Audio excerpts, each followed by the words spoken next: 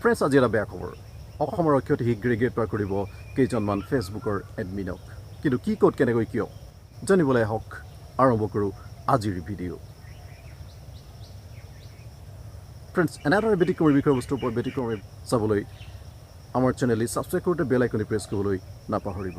Friends, আজি বহু দিনৰ পৰা অসমৰ আৰক্ষীৰ ক্ৰাইম ব্ৰাঞ্চে ছ'চিয়েল মিডিয়াৰ যিসকলে ইউজাৰ আছে সেই ইউজাৰসকলৰ প্ৰতি আহ্বান জনাই আহিছিল যে ফেচবুকৰ পেজতে হওক বা হোৱাটছএপ গ্ৰুপতে হওক বা অন্য ধৰণৰ যিবিলাক ছ'চিয়েল মিডিয়া আছে সেই ছ'চিয়েল মিডিয়াবিলাকত কোনো ধৰণৰ আপত্তিজনক বা কোনো উৰা বাতৰি আদি এইবিলাক কেতিয়াও প্ৰচাৰ নকৰিব। আৰু যদি কোনোবাই কেনেবাকৈ এই ফেচবুকৰ পেজতে হওক বা হোৱাটছএপ গ্ৰুপতে হওক যদি কেনেবাকৈ কোনোবাই এনেধৰণৰ ফেক নিউজ বা কোনো উৰা বাতৰি বা কোনোবা ধৰণৰ যদি তেনেকুৱা আপত্তিজনক ভিডিঅ' বা অন্য মেছেজ প্ৰকাশ কৰে তেনেহ'লে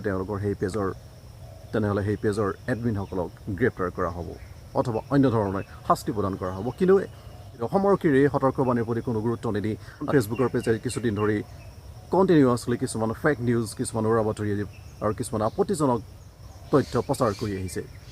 আৰু তেওঁলোকৰ সেই কাৰুকাৰ্যৰ ওপৰত অসমৰ আৰক্ষী ক্ৰাইম ব্ৰাঞ্চে অহৰহ দৃষ্টি ৰাখিছিল।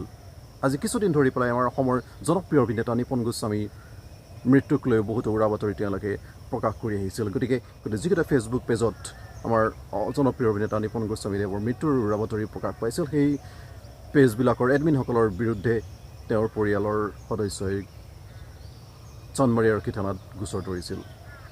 আৰু এই কথাৰ প্ৰতি গুৰুত্ব প্ৰদান কৰিয়েই পুলিচ কমিশ্যনাৰ দীপক কুমাৰে জনাইছে যে অতি শীঘ্ৰেই এই ফেচবুক পেজৰ এই এডমিনসকলক গ্ৰেপ্তাৰ কৰা হ'ব। আৰু এই ফেচবুক পেজৰ এডমিন কেইজনক ইতিমধ্যেই চিনাক্ত কৰি উলিওৱা হৈছে আৰু অতি সোনকালে তেওঁলোকক গ্ৰেপ্তাৰ কৰা হ'ব। আৰু অসমৰ আৰক্ষী ক্ৰাইম ব্ৰাঞ্চে IPC 505 অন্তৰ্গত এটি কেছ ৰেজিষ্টাৰ কৰিছে। গতিকে পুনৰবাৰ এই ভিডিঅ'ৰ জৰিয়তে আমাৰ ফেচবুক পেজৰ হওক বা কোনো হোৱাটছএপ গ্ৰুপৰ হওক এডমিনসকলক অনুৰোধ কৰা হৈছে যেন তেওঁলোকে এই কথাৰ প্ৰতি অকণমান গুৰুত্ব প্ৰদান কৰে আৰু যাতে পুনৰবাৰ এনেকুৱা ধৰণৰ এটা অবাঞ্ছনীয় ঘটনা আমাৰ অসমত কেতিয়াও হ'বলৈ নাপায়। আৰু ইয়াৰ লগে লগেই আমাৰ অতিকৈ জনপ্ৰিয় অভিনেতা নিপন গোস্বামীদেৱৰ আশু আৰোগ্য আৰু সুস্বাস্থ্য কামনা কৰিছোঁ। ফ্ৰেণ্ডছ, আজিলৈ ইমানেই। লাইক কৰিব, শ্বেয়াৰ কৰিবলৈ আৰু কমেণ্ট কৰিবলৈ নাপাহৰিব।